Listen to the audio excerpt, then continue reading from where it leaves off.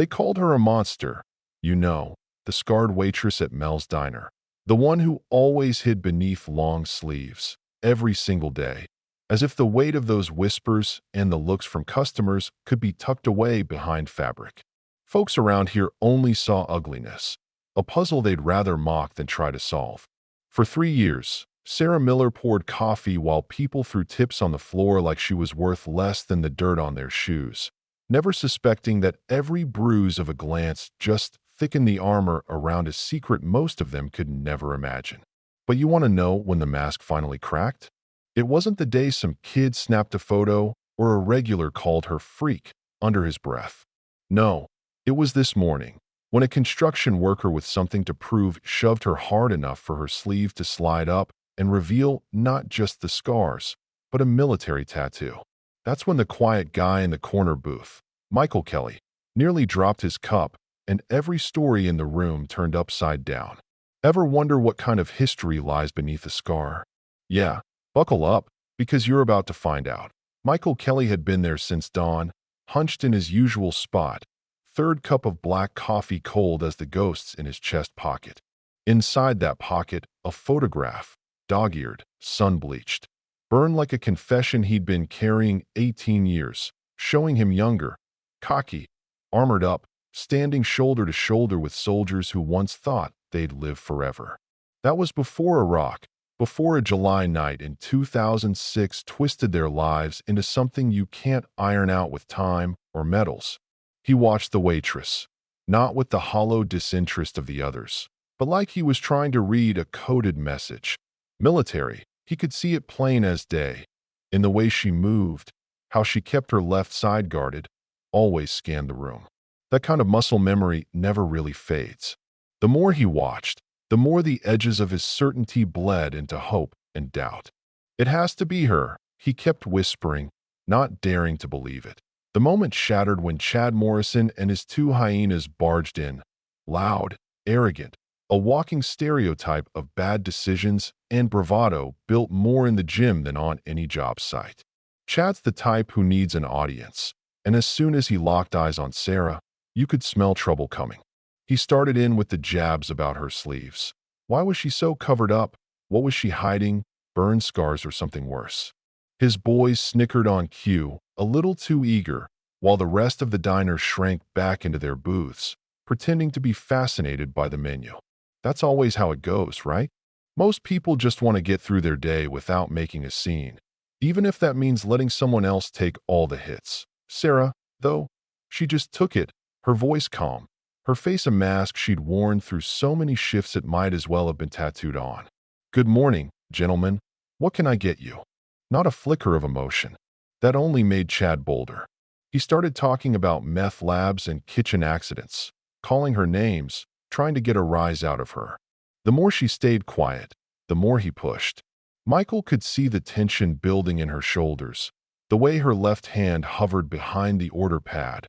Old habits die hard. The place grew heavy with shame, like everyone was waiting for someone to stand up and no one wanted to be first. Even the cooks stopped banging pans, staring through the kitchen window, spatula in hand. It was a test, a real test, of what people do when comfort collides with conscience. And most of them, they failed. Chad finally crossed the line, pulling a couple of crumpled dollar bills from his wallet, tossing them at Sarah's feet. There's your tip, sweetheart. Maybe save up for some scar cream, though I doubt they make anything strong enough for that horror show. The room froze. Sarah bent to pick up the bills, moving slow, every muscle tight. But as she stood, Chad shoved her. Her uniform jerked sideways, her sleeve rode up, and there it was, a military tattoo, stark against her burned skin. 3rd Infantry Division, Ramadi 2006. You could almost hear the gears grinding in Michael's head. His blood ran cold and then hot, because that tattoo wasn't just a mark. It was proof, a survivor's stamp. Someone in the back, just a kid, really breathed. Holy, that's a military tattoo. Loud enough for everyone. The atmosphere shifted. You know that feeling before a thunderstorm, when every hair on your neck stands up and you know something's about to happen. That was the diner right then. Chad, oblivious, started up again, claiming Sarah was faking, accusing her of stolen valor. Probably can't even spell Afghanistan, he sneered, missing how everyone else in the room had stopped laughing. Michael had already stood up, his chair clattering behind him, eyes locked on Sarah, every memory from Iraq unspooling in his mind. He walked across the room, each step heavy, deliberate, stopping just short of her, staring at the tattoo, then her face. "3rd Infantry," he said, voice breaking. "Ramadi, summer of 2006. Sarah's reaction was instant.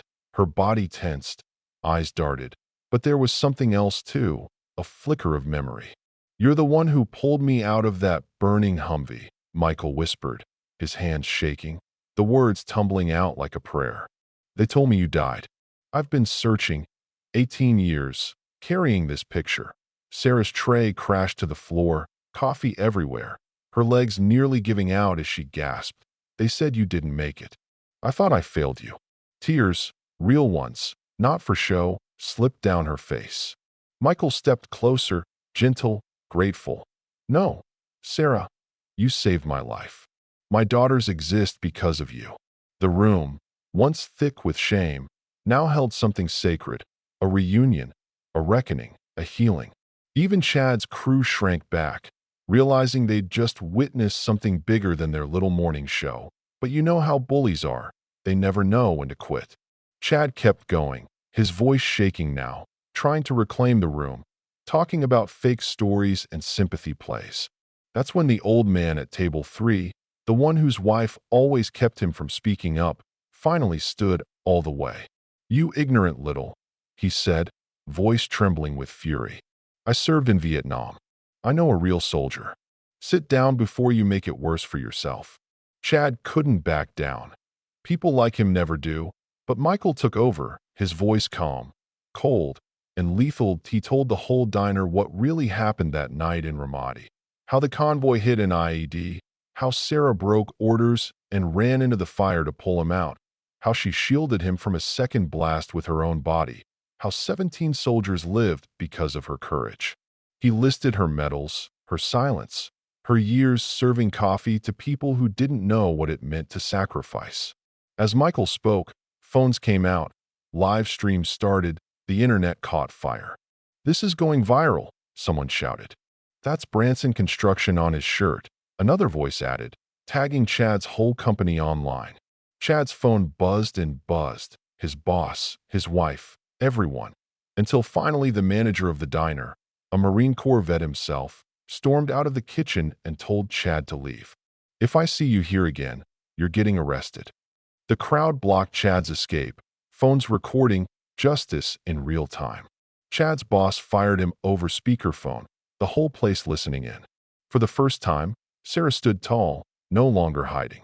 "I just wanted to live quiet," she said. "But I thought about you every single day, Michael." 6 months later, Mel's diner was changed. Photos of Sarah and other local veterans on the wall. Sarah now the manager, her scars bare for all to see.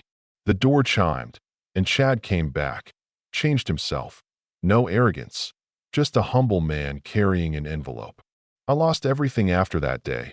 My job, my home, my wife. I've been volunteering at the Veterans Center. This is $5,000 from our fundraising. Maybe it's a start." Sarah didn't flinch. Everyone deserves a second chance. Sometimes you save people who wouldn't save you. Sometimes that's what makes us human. Chad nodded, understanding it wasn't quite forgiveness, but it was a beginning. So, let me ask you, what do you think? Should Sarah forgive Chad? Do people really change? Is justice ever complete? Or do we just keep trying, day after day? Share your thoughts below, because maybe, just maybe, the world changes when someone finally decides to stand up.